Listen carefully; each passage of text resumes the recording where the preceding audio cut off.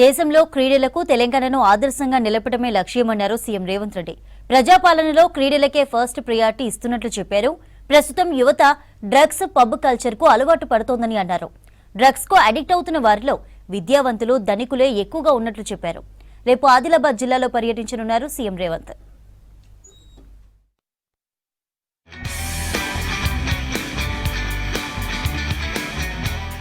Olympics లో gold medal లక్ష్యంగా యువత కోసం యంగ్ ఇండియా స్పోర్ట్స్ వర్సిటీ ఏర్పాటు చేస్తున్నట్లు చెప్పారు సీఎం రేవంత్ రెడ్డి. ప్రజాపాలనలో క్రీడలకే మొదటి ప్రాధాన్యత ఇస్తున్నట్లు చెప్పారు. ఫుట్బాల్లో అగ్రశ్రేణి ప్లేయర్స్ ను అందించిన ఘనత హైదరాబాద్ కు ఉందని చెప్పారు. 1950 నుంచి 1970 వరకు Hyderabad police football team 16 medals సాధించిందన్నారు సీఎం. साउथ कोरिया में 4 करोड़ जनता ने 30 के ऊपर गोल्ड मेडल्स लाए. एक यूनिवर्सिटी के स्टूडेंट 30 एकड़ की जगह में जो यूनिवर्सिटी चला रहा है वहां पर 16 गोल्ड मेडल्स मिले. इस देश में 140 करोड़ जनता ने कम से कम एक गोल्ड मेडल नहीं लाए तो आगे दुनिया के सामने हम सर उठा के कैसे बात कर सकता है.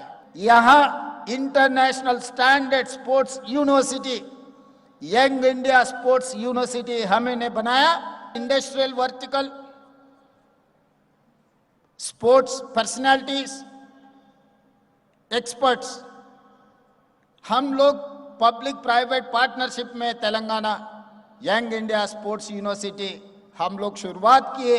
ప్రస్తుతం యువత డ్రగ్స్, పబ్ కల్చర్ కు అలవాటు పడుతోందన్నారు సీఎం రేవంత్ రెడ్డి. డ్రగ్స్, గంజాయి మహమ్మారి దేశాన్ని పట్టి పీడిస్తోందని చెప్పారు.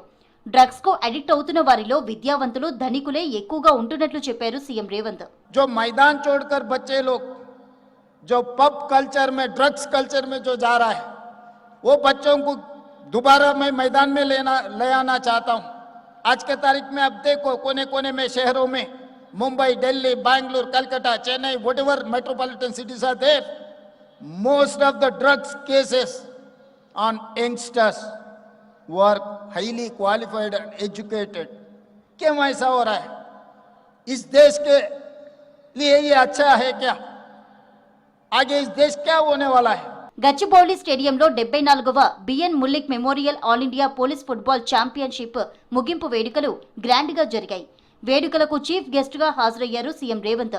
ఫుట్బాల్ ప్లేయర్స్ తో కలిసి గ్రౌండ్ లో జరిగిన ఫ్రెండ్లీ ఫుట్బాల్ మ్యాచ్ ఆడారు సీఎం.